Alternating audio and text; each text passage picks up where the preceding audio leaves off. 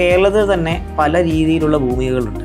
അപ്പോൾ പല സ്ഥലങ്ങളിൽ എന്താ പറയുന്നത്, കുറച്ചും കൂടെ ബലമുള്ള ഭൂമി, അല്ലെങ്കിൽ ചിലയിടത്ത് വളരെ ലൂസായിട്ടുള്ള മണ്ണുകളൊക്കെ ഉണ്ട്.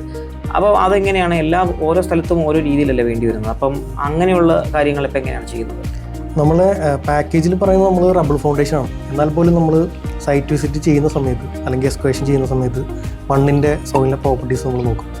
അപ്പോൾ അത് ട്രെഞ്ച് ഇൻസ്പെക്ഷൻ എന്നാണ് അതിന് പറയുന്നത്. അപ്പോൾ ആ സമയത്ത് ആ ഫൗണ്ടേഷൻ അവിടെ പറ്റില്ലെങ്കിൽ നമ്മൾ ക്ലയൻറ്റിൻ്റെ അടുത്ത് സജസ്റ്റ് ചെയ്യും, ഇവിടെ സെപ്പറേറ്റ് ഫൗണ്ടേഷൻ വേണം എന്നുള്ളത് നമ്മൾ സജസ്റ്റ് ചെയ്യും. സോയിൽ കണ്ടീഷൻ മോശമാണെങ്കിൽ നമ്മൾ സോയിൽ ടെസ്റ്റാണ് സജസ്റ്റ് ചെയ്യുന്നത്. സോയിൽ ടെസ്റ്റ് സജസ്റ്റ് ചെയ്ത് അതിൽ പ്രകാരം വരുന്ന റിപ്പോർട്ട് പ്രകാരമുള്ള ഫൗണ്ടേഷനാണ് നമ്മൾ ചെയ്ത് കൊടുക്കുന്നത്. ഇപ്പോൾ നമ്മളിപ്പോൾ EMA ഇതൊക്കെ ചെയ്യുമ്പോൾ പല ആളുകൾക്കും ഒരു കൺസേൺ ഉണ്ടാകാൻ സാധ്യതയുണ്ട്. അതായത് നമ്മൾ ഉപയോഗിക്കുന്ന മെറ്റീരിയലിൻ്റെ ക്വാളിറ്റി എങ്ങനെയാണെന്നുള്ളത്. അപ്പോൾ ഇതിൻ്റെ ഈ പറയുന്ന പോലെ ഇങ്ങനത്തെ EMA സ്കീമിലൊക്കെ ചെയ്യുമ്പോൾ മെറ്റീരിയൽ ക്വാളിറ്റി എന്ന് പറയുന്നതിൽ എത്രമാത്രമാണ് നമ്മൾ അതിനകത്ത് പ്രിഫർ ചെയ്യുന്നത്?